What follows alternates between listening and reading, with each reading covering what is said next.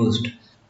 These two are used for standard IO operation. Then we have got getC, getS. These two functions to read single character or to read set of characters from the standard input device. Put to C and putS are used to send data to the output device. stdio.h header file contains the library, contains the declaration of the function printf and scanf. In order to use printf and scanf in the program, we have to include stdio.h header file at the top. Otherwise, the while compilation, compiler giving improper result or giving error message. In order to read data in some standard way, some standard format, some recognized way only, in such case, we have to specify the data type with the help of format specifier. The format specifiers are used in C for IO purposes. Using this format specifier, compiler will come to know what type of data is used in a variable while taking input, either using scanf statement or while sending data to the output device using printf statement. Otherwise, compiler will be in confusion. For resolving that, we have to give format specifier in printf and scanf statement. Okay, different format specifiers will see a little in the next slide. For example, I want to read a data and I want to print the data that is entered. Here, the syntax goes like this: printf or scanf function name, the format specifier, in this case %d that indicates the format, that d indicates that it is decimal, the number that you are going to read from the standard input device is integer. In the same way, in the printf statement, the format specifier is embedded within double quote, that is a string format.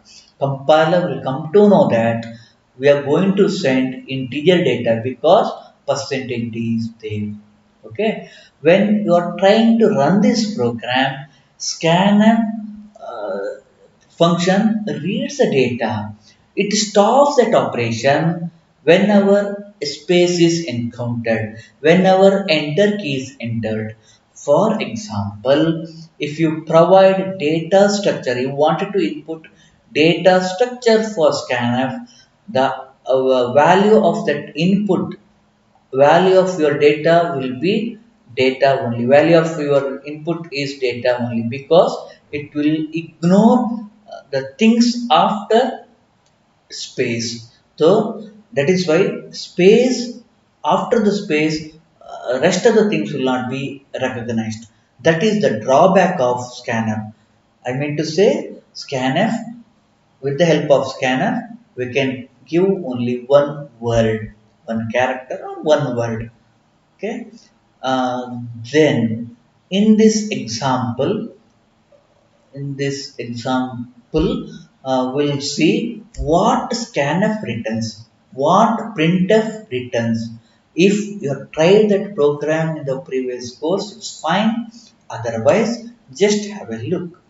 Scanf always returns the number of characters read by it. So scanf is used to read data from the keyboard. How many characters it write? How many characters it read? That is stored in x1. That is the return value. In the same way, printf also returns number of characters sent, number of characters printed. So printf returns something, scanf returns something. But when we are writing the program, we don't use that one. We don't need how many characters read or how many characters sent. We don't need it. That is why we are not using this kind of statement. Okay. So the function returns something. That is why I told for any program better to use int or that data type that you're going to return. Okay. In this case, suppose your input is 9, input is 9, you just entered 9, that is only one character. The value returned by this program or value returned by this line, this scanf is 1. X1 value is 1. Then you entered 9. You just count the number of characters 1, 2, 3, 4, 5, 6, 7, 8, 9, 10, 11, 12, 13 and 14 like that. Okay, number of characters displayed by the printf statement. Just try this program, get more idea. Okay, so scanf and printf returns something. What that something? Scanf returns the number of characters read by it. Printf function returns the number of characters printed by it. Okay, try this program. The format specifier. How to form that format specifier? Format specifier in case of scanf or in case of printf. That is the first part. That should be separated by the variable list. Okay. In case of scanf, the format specifier, the first part. Second part, ampersand is used before the variable name. In case of string, that ampersand is not required.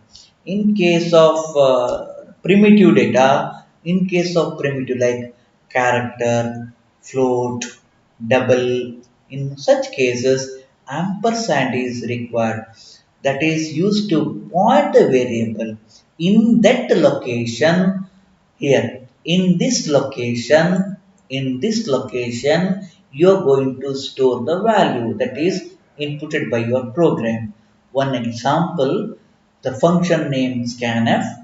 I wanted to read integer type data. So percentage %d is a format specifier and %p is required.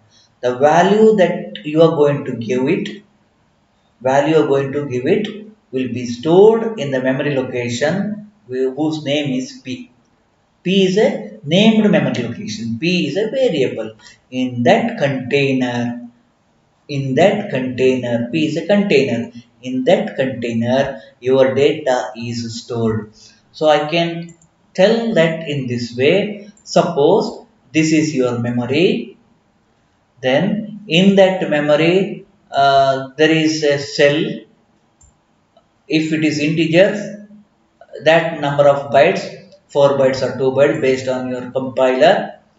As I can't remember this address, I'll be indicating that with the name.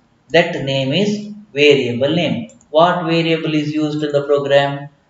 P. Okay, that variable name is P. When you enter the data, for example, if your input is 34, that 34 will be placed here. 34 is placed here. This acts as a container. What is the name of the container? The container name is P and content is 34. Value is 34. The variable name is P. I can't remember the address. For that purpose, I am using the variable name. So internally we write like this: P equal to 34. That means the container P has the value 34. Okay. These are the different format specifier.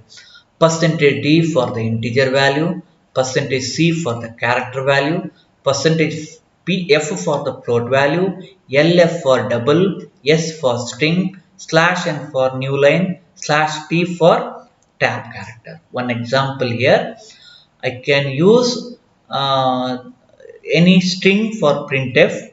Value of p is, this is to display your result in the neat format. Value of P is percentage D. So in the result you will get value of P is colon the value that is there in that container P. That value will be displayed. Okay. Just remember these format specifier while writing the program. In case of printing the address, we use percentage U unsigned, F for real number, D for integer, C for character, S for string, then you have got U for unsigned, LF for double. Okay. One example is given, just try this one. Okay, a variable P is declared whose initial value will be 10, float R equal to 10.10, print, enter the value for P and R, D percentage F, P is integer, then F, R is float. We have got some initial value, it's okay. We are going to read it.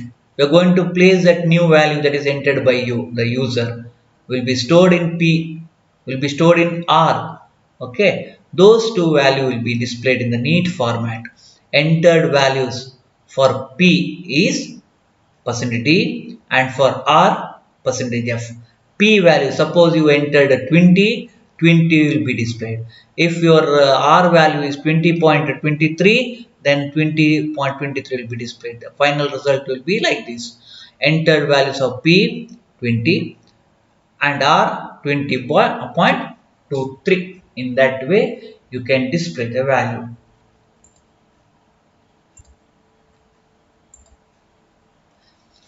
Two more input output functions to read character are getChar, putChar.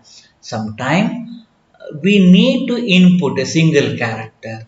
In such case, we can use getC or putC for display purpose or getChr, putChr function.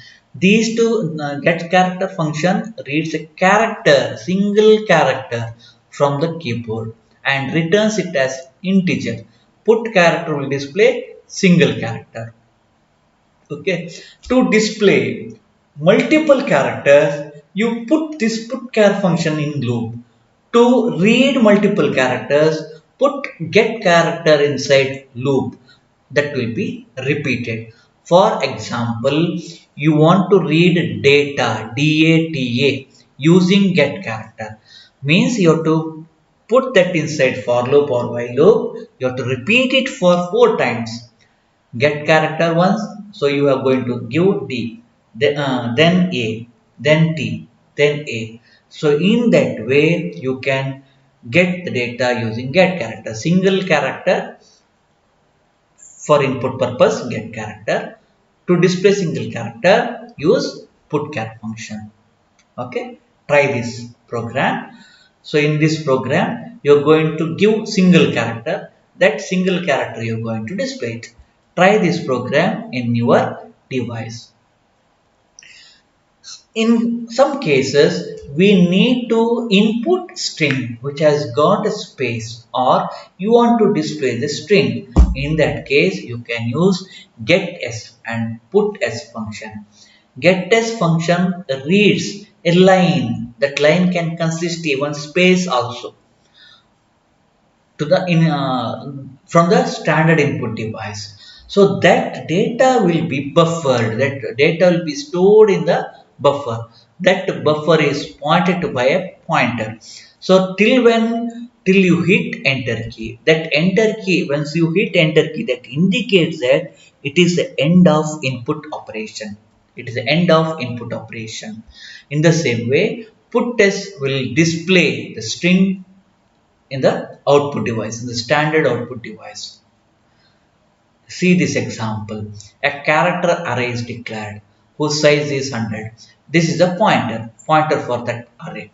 So you're going to see that prompt enter a string. Okay, you'll start entering the data.